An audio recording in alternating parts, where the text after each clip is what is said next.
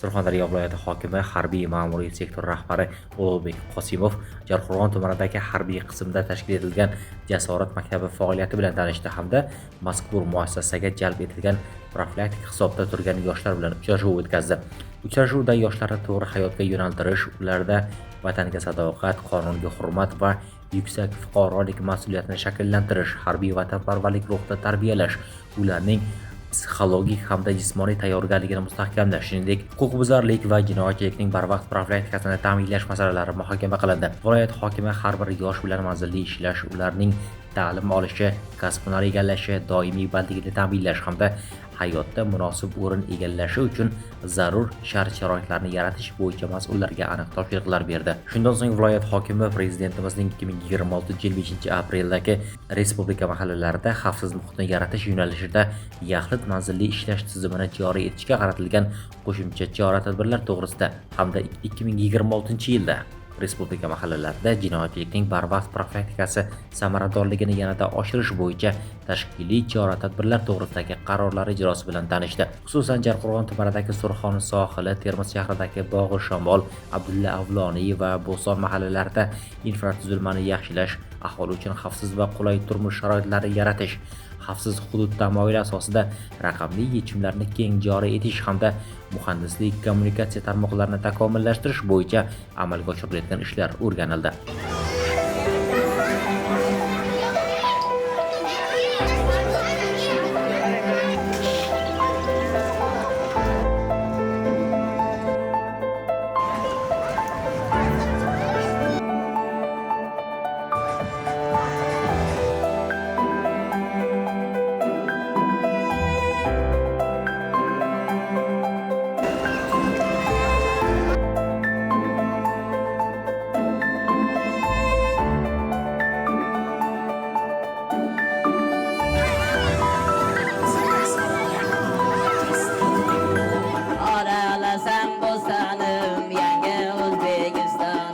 Mustaqillik muborak yangi O'zbekiston.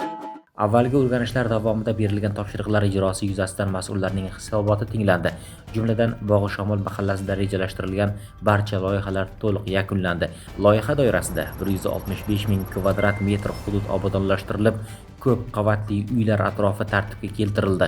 Sanitariya va ekologik holat yaxshilanib, aholi uchun toza va shinam yashash muhiti yaratildi. Shuningdek, mahalladagi 3,5 kilometr ichki yo'l beton va asfalt qoplamasi bilan ta'mirlandi. Natijada piyodalar va transport vositalari harakati uchun yanada xavfsiz hamda qulay sharoit yaratildi. Loyiha doirasida 37 ta ko'p qavatli turar joyining tashqi fasadi zamonaviy me'moriy talablar asosida to'liq ta'mirlanib, mahallaning shaharsozlik qiyofasi tubdan yangilandi.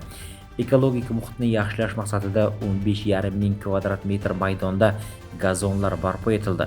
Yangi yashil hududlar tashkil qilindi. Bolalarning xavfsiz va mazmunli dam olishini ta'minlash maqsadida esa 42 ta bolalar maydonchasi qayta ta'mirlanib, zamonaviy ko'rinishga keltirildi. O'rganishlar yakunida viloyat hokimi og'ir hudud sifatida belgilangan mahallalarda qurilish, obodonlashtirish va infratuzilmani rivojlantirish ishlarini belgilangan muddatlarda va sifatli yakunlash, aholi uchun xavfsiz hamda qulay muhitni shakllantirish, shuningdek mazkur mahallalarni kriminogen vaziyati bo'yicha qizil va sariq toifadan yashil toifaga o'tkazish yuzasidan mas'ullarga aniq vazifalar belgilab berdi.